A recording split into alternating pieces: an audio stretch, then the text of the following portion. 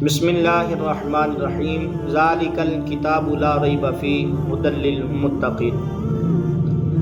اللہ سبحانہ و تعالیٰ قرآن مجید میں ارشاد فرماتا ہے وہ بلند رتبہ کتاب جس میں کسی قسم کی شک کی کوئی گنجائش نہیں ہے، اس میں ڈرنے والوں کے لیے ہدایت ہے۔ ناظرین، یہ قرآن کریم کی دو اہم اور بنیادی صفات ہیں۔ قرآن کریم لا ریب کتاب ہے اور قرآن کریم کتاب ہدایت ہے۔ اس کے بعد یعنی سورہ بقرہ کی آیت 2 سے لے کر آیت 20 تک تفصیل کے ساتھ قرآن کریم کے کتاب ہدایت ہونے کا واضح بیان ہے۔ کون ہے جو اس کتاب کریم کو پڑھ کر ہدایت قبول کرتا ہے، اور وہ کون کون بدبخت ہیں جو اس کتاب ہدایت کو پڑھ کر یا اس کتاب ہدایت کو سن کر بھی ہدایت کے رستے پر نہیں آتے، اس کو بھی تفصیل سے بیان کر دیا۔ مثلا یہ بتا دیا کہ اہل تقوی جن کے دل میں ہدایت قبول کرنے کی صلاحیت ہے، جو ضدی نہیں ہے، ماننے والی طبیعت رکھتے ہیں، وہ ہدایت قبول کر لیتے ہیں، مگر جو کافر ہیں، جو منافق ہیں، جن کی فطرت میں ضد ہے اور ہٹ درمی ہے، جو ازلی بدبخت ہیں، وہ ہدایت قبول نہیں کرتے۔ اب یہاں یعنی آیت 23 اور 24 سے قرآن کریم کے لا ریب کتاب ہونے کا بیان کیا جا رہا ہے۔ الحمدللہ قرآن کریم لا ریب کتاب ہے، اس میں کوئی شک نہیں ہے، کسی قسم کی شک کی کوئی گنجائش نہیں ہے، لیکن غیر مسلم جو ہیں اپنی ہٹ درمی کی بنا پر اس پر اعتراضات کیا کرتے تھے۔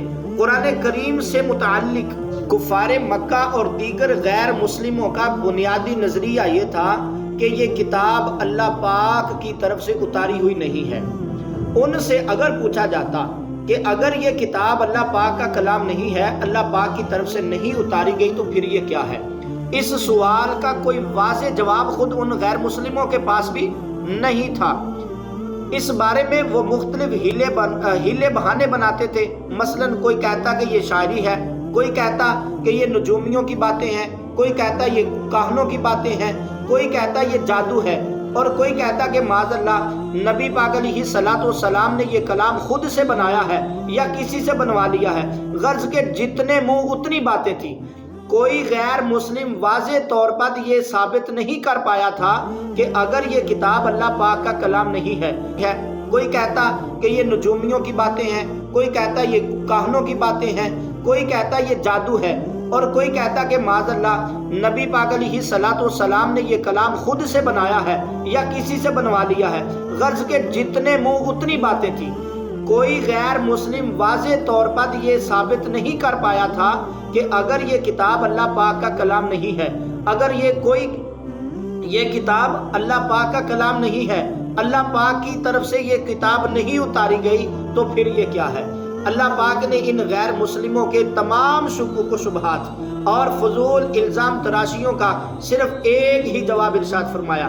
وَإِن كُنتُمْ فِي رَيْبٍ مِّمَّا نَزَّلْنَا عَلَىٰ عَبْدِنَا، اگر تمہیں اس کتاب کے بارے میں کوئی شک ہے جو ہم نے اپنے خاص بندے پر نازل کی ہے، یعنی اگر تمہیں شک ہے کہ یہ جو قرآن ہے اللہ پاک کا کلام نہیں ہے، تو پھر ایک کام کرو، فرمایا فَأْتُوا بِسُورَةٍ مِّن مِّثْلِهِ، تو تم اس جیسی ایک صورت بنا لاؤ۔ یعنی اے غیر مسلموں، تم بھی انسان ہو، ہمارے پیارے آقا علیہ الصلوۃ والسلام بھی انسان ہے، تم بھی عربی ہو، وہ بھی عربی ہیں، تم بھی اسی ملک کے رہنے والے ہو جہاں وہ رہتے ہیں، تم بڑے زباندان بھی ہو، تم میں بڑے بڑے شاعر بھی موجود ہیں، بڑے بڑے نجومی اور کاہن بھی موجود ہیں۔ ہمارے محبوب علیہ الصلوۃ والسلام تو امی ہے کہ اس دنیا میں آپ علیہ الصلوۃ والسلام نے کسی سے کچھ نہ سیکھا، لیکن تمہارے اندر تو پڑھے لکھے بھی موجود ہیں، بڑے بڑے تجربہ کار بھی موجود ہیں۔ اگر تمہارا یہ دعویٰ ہے کہ یہ کلام، یہ قرآن مجید پیارے آقا علیہ الصلوۃ والسلام نے خود سے بنا لیا ہے، تو تم بھی ایسا کلام بنا کر دکھا دو، اور زیادہ نہیں، اس کلام کریم کی چھوٹی سی چھوٹی صورت جیسی کوئی ایک صورت بنا کر دکھاؤ۔ پھر اس میں کوئی پابندی نہیں ہے، کوئی قید نہیں ہے کہ صرف ایک ہی شخص یہ کام کرے، بلکہ تمہیں کھلی چھوٹ دی جاتی ہے۔ وَادْعُوا شُهَدَاءَكُم مِّن دُونِ اللَّهِ إِن كُنتُمْ صَادِقِينَ، اور اللہ کے علاوہ اپنے سب مددگاروں کو بلا لو اگر تم سچے ہو.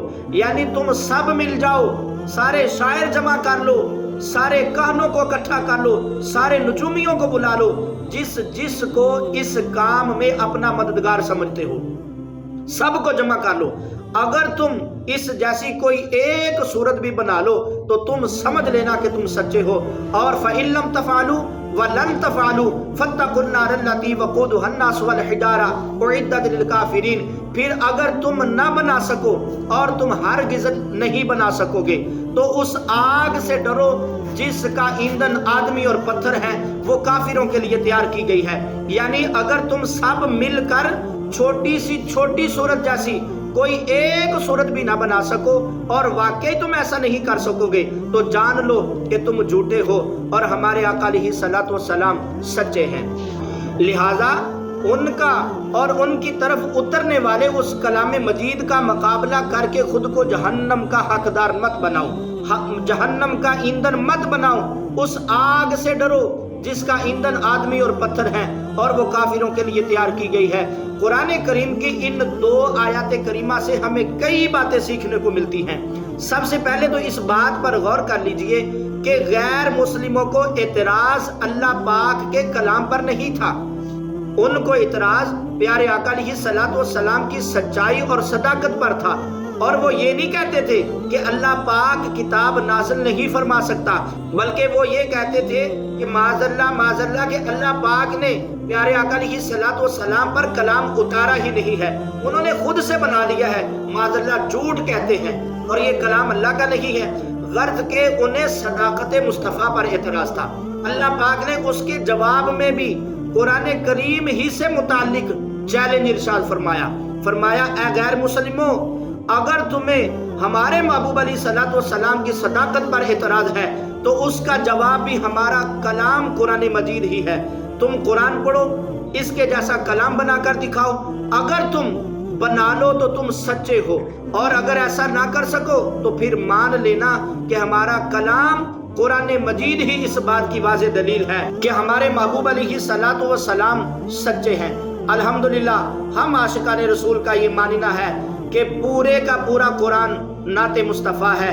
اس پر اور بہت سارے دلائل کے ساتھ ایک دلیل یہ بھی ہے کہ قرآن کریم کی ہر آیت، قرآن کریم کی ہر صورت، اس کا معنی چاہے کچھ بھی ہو، اس کا مفہوم چاہے کچھ بھی ہو، جب کہ وہ قرآن کریم کی صورت ہے تو وہ صداقت مصطفیٰ کو ہی بیان کر رہی ہے.